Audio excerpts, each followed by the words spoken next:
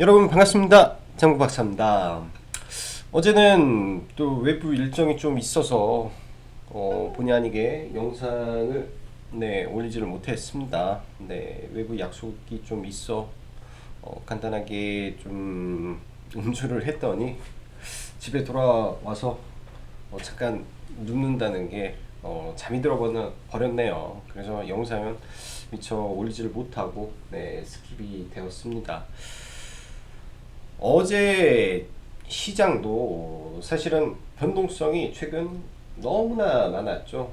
어제 시장도 뭐 하락하다가 뭐 장막판에 또 끌어올리다가 뭐 그런 변동성이 이어졌고, 오늘 하루도 사실 변동성이 지속됐던 흐름의 연속이었다라고 생각을 합니다. 최근 3일간 시장 여러분 어떠셨던가요? 그전과 다르게 좀 어려움이 많이 있을 거라고 저는 생각을 합니다.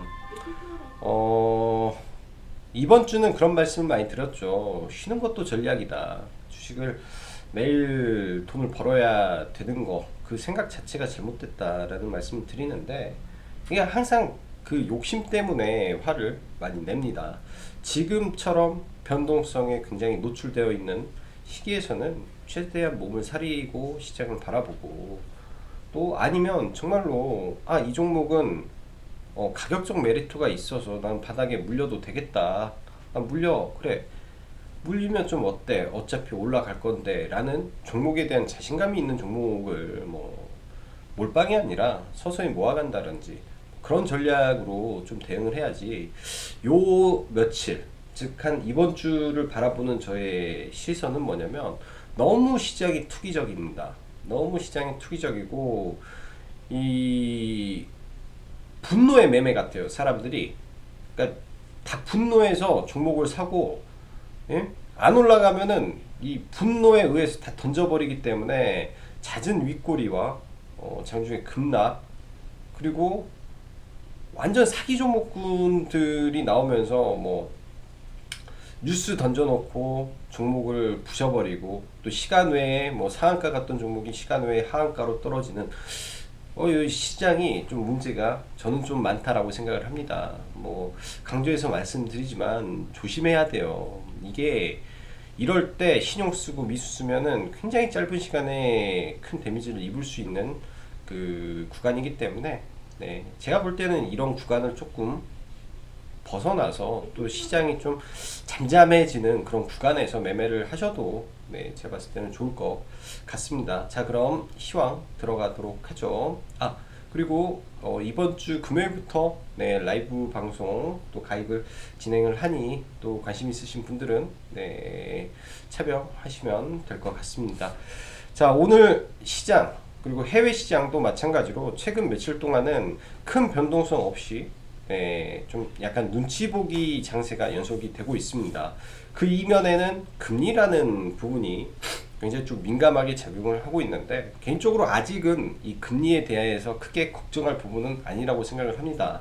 즉 바닥권에서 매수할 종목은 그냥 매수하고, 주식 비중 그대로 유지하고 가면 되고, 단지 높은 구간에 있는 종목군들만 좀 조심하면 된다라는 생각이고요.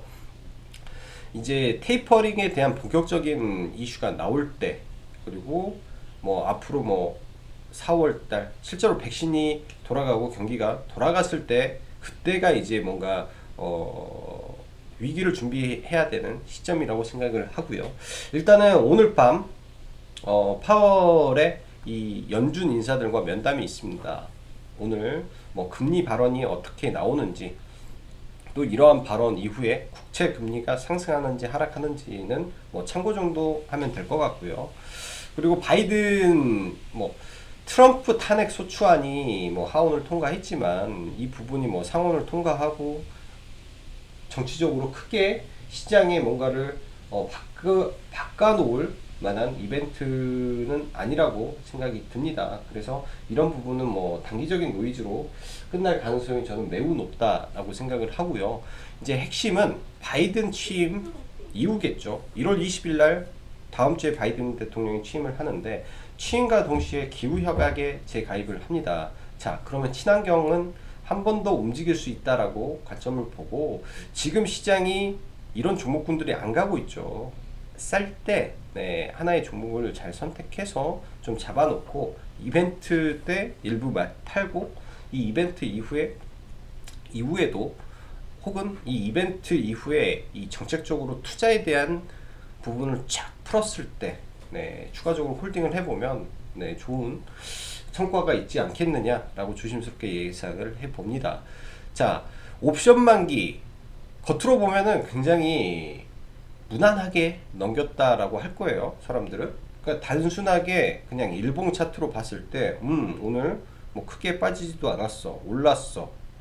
그래, 0.05% 상승했고 코스닥은 0.12% 상승 마감했네, 잘 됐네라고 볼 수 있겠지만, 파생 시장을 바라보는 관점에서 오늘의 시장은 무수히 많은 사람들이 죽고 눈물을 흘리는 시장이었어요. 단기적으로 이 작은 박스권을 만들어 놓고 그 안에서 수차례 등락을 거듭을 했죠. 이 과정 속에 잦은 매매를 하고 단타를 치고 막 움직였다면 뭐 시장에 뭐 단기를 매매를 진짜 잘하는 분들이라면 상관이 없어요. 근데 이럴 때 잘못하면 돌파도 잘 안 될 것이고 눌림도 내가 원하는 눌림보다 훨씬 더 내릴 것이고 그런 확률이 높습니다. 그래서 이런 구간에서는 단타 매매도 좀 자중하고 봐야 될 것 같고요.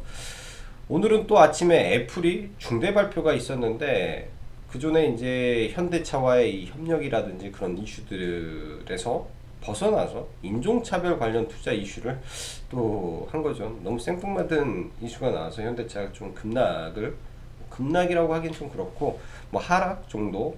또 반대급부로 LG전자가 또 급수급이 유입되면 상승하는 등 그런 모습이 좀 있었고, 현대차는 어제 들어가서 매도하고 오늘은 생각보다 안 떨어졌어요. 네, 24만 5천 원 구간을 봤는데 생각보다 또 안 떨어져서 뭐 체결은 못 시키고 좀 갔는데요. 이런 종목군들은 5일선 혹은 5일선 이탈 매매 뭐 등등 여러 가지 기술적으로 봐야지 지금 중장기로 본다? 저는 좀 아니다 싶습니다. 더 밀리면 모를까요? 또 2차전지 섹터, 오늘 2차전지 섹터 특히 이제 전고체 배터리 관련주가 굉장히 강했죠. 한농화성 상한가 들어가고 CIS 13%대, 그 이수화학, 동화기업 등 굉장히 강한 모습. 최근에 2차전지 쪽이 제일 강한 것 같습니다. 네, 2차전지 섹터가 제일 강한 것 같고 아무래도 트렌드고 대형주들이 버티고 있기 때문에 2차전지는 지속적으로 네, 강세를 보일 가능성이 높다. 기회가 되면 좋은 구간에 오면 또 종목군들을 소개를 시켜드리도록 하겠습니다. 지금은 너무나 높은 구간에서 저희도 SKC 딱 하나는 아직까지 안 팔고 들고 가고 있고 나머지는 이제 기회를 노리고 있는데 쉽지가 않네요. 쉽지가. 자, 농업 섹터 최근 곡물 가격이 급등을 했죠. 오늘 장중에 뭐 농우바이오가 거의 상한가 근처에 갔었고 아시아 종묘도 급반등 중에 있고, 인바이오라고 해서 이제 식물 관련된 무슨 뭐 치료제 뭐 이런 쪽인데 인바이오도 장중에 상한가를 들어갔고요. 그래서 강했던 종목 네 종목 위주로 압축을 해보는 것도 좋은 것 같습니다. 이거는 이따 차트를 한번 봐야 될 것 같고, IT 섹터 기다리십시오. 기다리면 아주 좋은 구간들 많이 나올 것 같네요. 그리고 오늘 셀트리온 그룹주가 어떻게 보면 코스닥의 상승을 많이 좀 막았죠. 셀트리온 그룹주는 좀 봐야 되는데 제가 그런 말씀 드렸습니다. 여기 구간에서 관심 종목에서 삭제하겠다. 뭐 셀트리온이 안 좋아서 그런 게 아니라 셀트리온은 좋은 회사가 맞습니다. 뭐 워낙 강성주주들도 많이 있고요. 좋은 회사가 맞는데 이런 쌍봉 구간에서 재료가 사전에 노출이 됐습니다 라는 부분을 언급을 했죠. 그렇기 때문에 더 못 가는 거고요. 정말로 어이가 없었던 거는 어제 시간 외에 마지막 타임에 마이너스 7.4%를 빼버리는 참 이런 비이성적인 네, 행태 자체가 좀 요즘 시장이 정말 무서운 것 같아요. 이런 모습을 봤을 때 뭐 어떻게 말이 안 나오는데 그렇게 해버리면 개인들이 빠져나갈 기회를 잘 안 줍니다.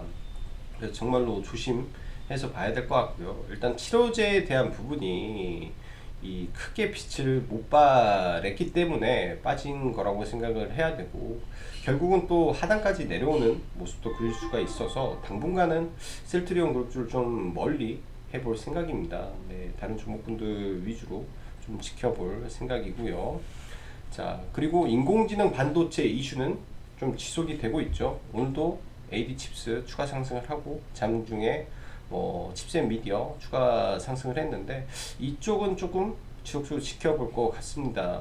특히 A 프로가 내일 단일가 해제되는데 조금 내려줬으면 했는데 아직까지 내려주지를 않아서 매매는 좀 못했고, 오늘 신규 상장 종목분들 네, 흐름 나쁘진 않았어요. 대부분의 종목이 그런 건 아닌데, NFC라는 종목 제가 최근에 상따를 들어간 종목이었죠. 소개를 해드렸는데 상따 들어가서 뭐 고점에서 팔고 오늘도 두 차례 매매를 좀 했던 종목입니다. 네, 이게 이제 지난 주말에 이날이죠. 일요일 날이었던가 뭐 제2의 박셀바이오 해가지고 모든 상장 최근에 신규 상장한 종목군 중에 밸류가 제일 저평가되어 있는 종목이다라는 기사가 좀 있었습니다. 그런 이슈로 상가를 갔다가 뭐 엠파동 이후에 또 오늘 강하게 올라왔는데, 일단 이거는 뭐 상단은 안 했고요. 당연히 상단은 안 하고 잦은 이 상풀림 모습이 그렇게 마음에 들지 않았기 때문에 내일장 아마 두 가지 관점으로 봐야 될 거예요. 두 가지 관점이라는 거는 이제 상장한 지 한 달 하고 뭐 보름이 지나는 시점이기 때문에 그러한 이 물량, 네, 보예수 물량이 나올 수도 있다라는 관점으로 보면서 이 종목을 좀 관찰을 해봐야 되지 않겠느냐라고 생각을 합니다. 일단은 거래 대금 자체가 2,300억이 터졌고, 네, 사상 최대 거래량이 터졌으며 시간에서 좀 빠졌는데, 이 빠진 구간을 잘 체크를 해봐야 될 것 같아요. 그러니까 지지와 저항을 봐야 되는데, 오늘 뭐 이거를 간단하게 차트로 한번 보면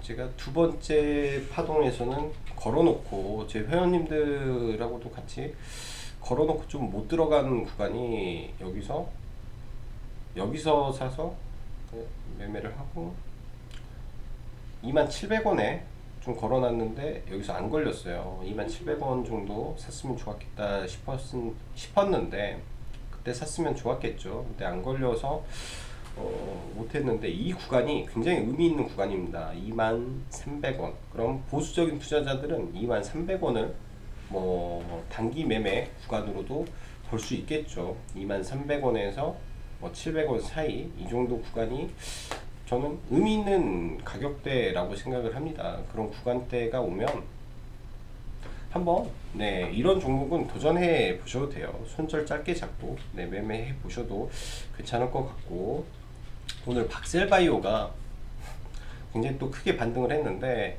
원래는 박셀바이오를 이 구간에서 매매를 했어요. 여기서 들어가서 일단 짧게 치고 이제 이 다음에 박셀을 같이 보고 있다가 엔젠바이오로 좀 제가 방향을 바꿔서 종가 관심 줍니다 하고 봤는데 박셀바이오를 놓쳤습니다. 사실 아주 의미 있는 구간에서의 반등이었는데 조금 아쉽더라고요. 엄청 강력하게 오후장에 올라갔죠. 마이너스 3%, 마이너스 8%에서 23%까지 상승면 이 구간이 상한가 한 방이 나온 겁니다. 굉장히 강하게 나왔고, 일단은 원래는 이런 구간 21선 첫 반등이기 때문에 반등 나왔고 다시 이제 떨어지겠죠. 네, 이제는 낙주를 조심해야 됩니다. 그냥 다이렉트로 여기서 떨어지면 이런 자리에서는 분할 매수 접근이 되지만, 반등을 주고 떨어지면 낙주 매매에서는 또 제외를 해야 되는 게 원래 기본적인 뭐 방법이거든요. 반등을 주면 안 돼요. 주지 않고 떨어져야 그 다음에 크게 반등하니까 그런 거 있었다 정도로 보고요.